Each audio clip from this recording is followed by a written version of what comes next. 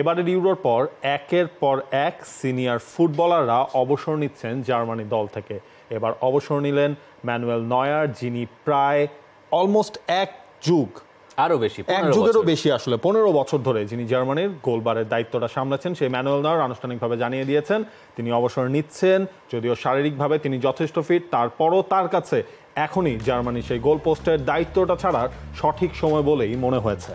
2009-এ অভিষেক হয়েছিল জার্মানির গোলবারের নিচে ম্যানুয়েল নয়ারের, এবং এরপর 2010 বিশ্বকাপ খেলেছেন, 14তে জিতেছেন বিশ্বকাপ, এবং 18-র বিশ্বকাপ, 24-এর বিশ্বকাপে খুব বেশি সুখস্মৃতি না থাকলেও যে ক্যারিয়ার, সেই ক্যারিয়ার লোকে মনে রাখবে বহুদিন। শুধুমাত্র একজন গোলকিপার নয়, তার চেয়েও বেশি কিছু ম্যানুয়েল নয়ারের ব্যাপারে সেই কথাটা সবাই সবসময় বলেছেন। ইনফ্যাক্ট ফুটবলের বা গোলকিপিংয়ের যে সংজ্ঞাটা সেটাই আসলে তিনি পাল্টে দিয়েছিলেন। নিজের ক্যারিয়ারে কেবলমাত্র ইউরো তার জেতা হয়নি, জার্মানির হয়ে রেকর্ড। বসুন্ধরা টিস্যুতে ছাড়ের ছড়াছড়ি। বসুন্ধরা টিস্যু নিয়ে এলো নিশ্চিত ছাড়। 124 ম্যাচ খেলেছেন, কোনো গোলকিপারের এই রেকর্ড নাই। নয়ারকে আমরা জানতাম তার কাজ হচ্ছে বক্সের ভেতরে, তিনি থাকতেন সব জায়গাতে। সুইপার কিপারের যে রোলটা, বল প্লেইং গোলকিপারের যে রোলটা, আজকাল আমরা দেখি যে সব কোচ বলেন আমার একজন গোলকিপার দরকার যিনি বল খেলতে পারেন। এই ধারণাটা কোত্থেকে এসছে? এই ধারণাটা আসছে এই ম্যানুয়েল নয়ারকে দিয়ে। নয়ার যখন শালকাতে শুরু করেছিলেন, তারপরে 2000 কত সালে, সেটা 6-7-এর দিকে, এরপর থেকে জার্মানির জাতীয় দলের থিতু হতে তার একটু সময় লেগেছে, কারণ বয়স তার একেবারে কম ছিল। 2006 পর্যন্ত ইয়ান্স লেম্যান জার্মানির গোলকিপার দায়িত্ব পালন করেন।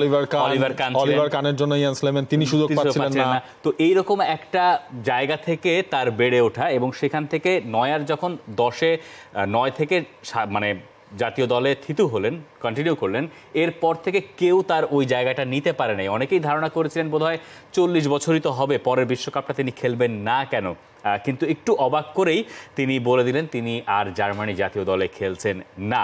বায়ার্ন মিউনিখের হয়ে তিনি খেলছিলেন, সেটা তিনি কন্টিনিউ করবেন। দেখেন, আপনি বলছেন 2009-এ অভিষেকের পর একটা সময় টানা 71টা ম্যাচ তিনি আসলে খেলে গেছেন, মানে আনবিলিভেবল। এরপর যখন তিনি ইনজুরিতে পড়লেন, এরপর কিন্তু লম্বা একটা সময় আসলে তার সার্ভিসটা জার্মানি পায় নাই, তার ক্লাবও আসলে পায়নি। কিন্তু ওই যে কনসিস্টেন্সিটা, এটা সবচেয়ে বড় এক্সাম্পল আসলে ম্যানুয়েল নয়ার।